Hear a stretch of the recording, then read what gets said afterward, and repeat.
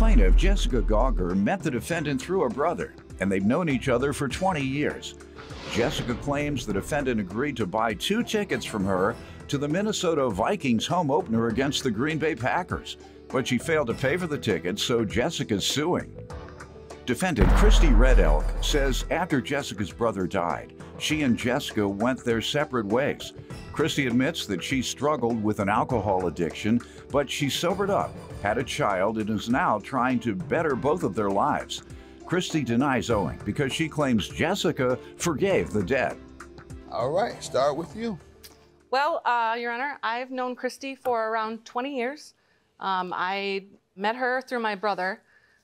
They were friends in high school, and I'd hung out with them a couple of times in high school and outside of high school. In 2008, I lost my brother to suicide.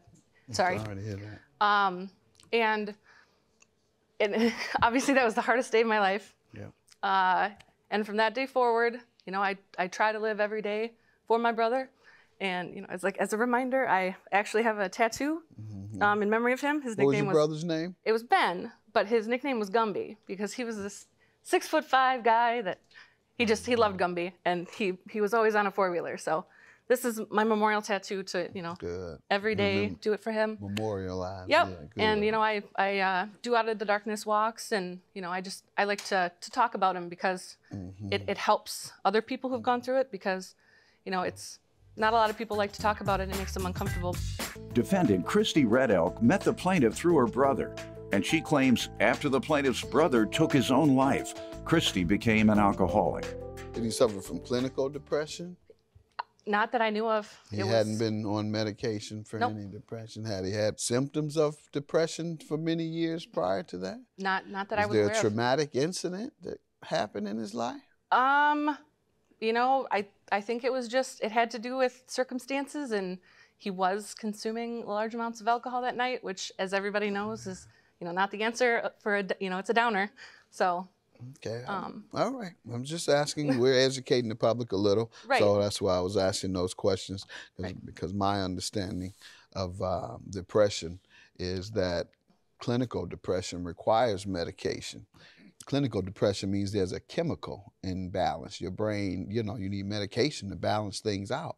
So trying to give a little education here. So folks, if you ever feel like you're depressed in life regularly, you need to get it checked out and see if it's clinical, because if it's clinical, you gotta have medication, else it's not gonna go away, and you're prone to suicide. And because those dark days and those dark times, you just can't go to a therapist's office. No, we're gonna take medication to balance those chemicals. But see what your brother's life has done? Helped us educate, I think we still got a couple million people watching, do we? 5 million. We have some millions of people that your brother has been able to assist. And what's his name again? Benjamin. Benjamin's life did not go in vain. We helped a lot of people today. You want to give us some background here?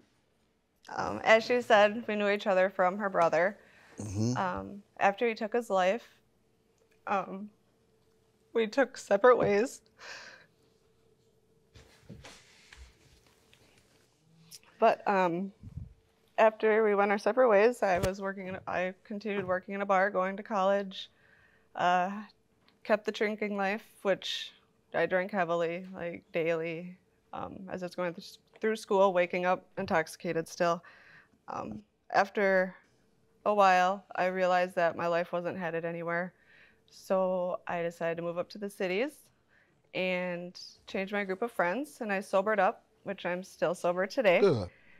I became an LPN as planned. Good. I had my son, who is 4 now. Still, well, currently, since being a nurse, I tend to want to help people. And the people I tend to want to help are people that are in and out of prison and people who make wrong decisions. My goal is to, you know, show them there's more to life than the streets, but you can't really help people that don't want help. And I realized that I was more or less being used, and that I was in relationships with verbally abusive people, physically abusive people. So today, like, I'm trying to work on myself. My plan is to start college in the spring to become an RN so I can give my son and I a brighter future. Good, good. Well, you're in one of the most high demand industries, nursing. You can go up, get your nursing company, hire you a bunch of nurses that work under you and get rich. Oh, yes. I like Good to say idea. that type of stuff because any career you go into, you can achieve a goal of great wealth if you want, whatever it might be.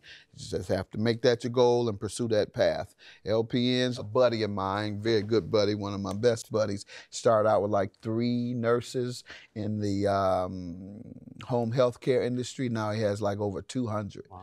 And I won't say his name because then everybody started asking him for money. What are you suing her about? What happened here with the tickets to the Vikings?